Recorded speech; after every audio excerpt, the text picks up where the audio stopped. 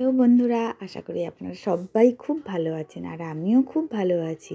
আর আজকে শনিবার কি বানাবো সেটা তো ভেবে পাচ্ছিলাম না, তাই ভাবলাম একটু এই মিক্সড সবজি দিয়ে কিছু একটা বানাই। চিলি কিছু একটা, চাইনিজ টাইপের কিছু একটা আমার মেয়ে খেতে চাইলো। তাই জন্য আমি ওখানে সমস্ত সবজিগুলো, এই যে রয়েছে ফুলকপি, মাশরুম, ক্যাপসিকাম, টমেটো, সবগুলোকে আগে ছোট্ট করে কেটে নিয়ে আমি সামান্য তেল দিয়ে, আমি না একটু কম তেল দিয়েই রান্না করি, তো সেই জন্য কম তেল দিয়ে একটু ঢাকা দিয়ে রান্না করলাম। রান্নাটা করতে খুব বেশি সময় লাগেনি, 10 মিনিটের মতনই লেগেছে। তো এগুলোকে আমি ভালো করে আগে নেড়ে নিয়ে তারপরে একে একে, মাশরুম আর ফুলকপিটা হতেই বেশি সময় লাগে। আর সবজিটা কাটা হয়ে গেলে তো আর রান্নার খুব একটা ঝামেলা থাকে না। তো এখানে এই যে মাশরুম আর ফুলকপিটা প্রথমে হালকা করে একটু ভেজে নিয়ে তার মধ্যে টমেটো, ক্যাপসিকাম আর পেঁয়াজ পরপর দিয়ে নিয়েছি। আর সঙ্গে কাঁচা লঙ্কা দুটো চিড়ে রেখেছি। খুব বেশি কাঁচা লঙ্কা দিইনি, কারণ আমার মেয়ে তো খাবে আর ও ঝাল খেতে পারে না। সেই কারণে অল্প একটুখানি কাঁচা লঙ্কা দিয়ে এগুলোকে ভালো করে নেড়ে নিয়েছি। আর চাইনিজ রান্না খুব বেশি যে গলে যাবে সেরকম ব্যাপার না। আর আমি না এটা একটা পটেই রান্না করব বলে ভেবেছি।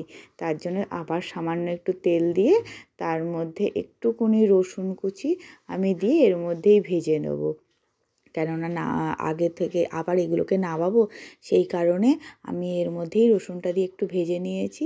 তারপরে রসুনটা ভাজা মতন হয়ে গেলে, কারণ রসুনের তো একটা বেশ স্ট্রং ফ্লেভার থাকে, আর এই সমস্ত চাইনিজ রান্নাতে রসুনের ফ্লেভারটা বেশ ভালোই লাগে। আর সঙ্গে একটুখানি আদাকে আমি থেঁতো করে রেখেছিলাম, সেই আদা থেঁতোটাও আমি দিয়ে একই সঙ্গে ভালো করে মিশিয়ে নিয়েছি। এগুলোকে খুব ভালো করে মিক্সড করে নিয়ে আমি তারপর একটুখানি হলুদ গুঁড়ো দিয়ে দিয়েছি, আর সামান্য একটু আমি নুন দিয়ে দিলাম। আর পরে নুনটা দিলে সবজিটা আরেকটুখানি নরম হয়ে যাবে আর হলুদের গন্ধটাও থাকবে না। এরপরে আস্তে আস্তে আমি সমস্ত সসগুলো, এটা একটু সামান্য ভিনেগার দিয়েছি 1 চামচের মতন, আর এটা সয়া সসটা আমি না 2 চামচের মতন দিয়েছি।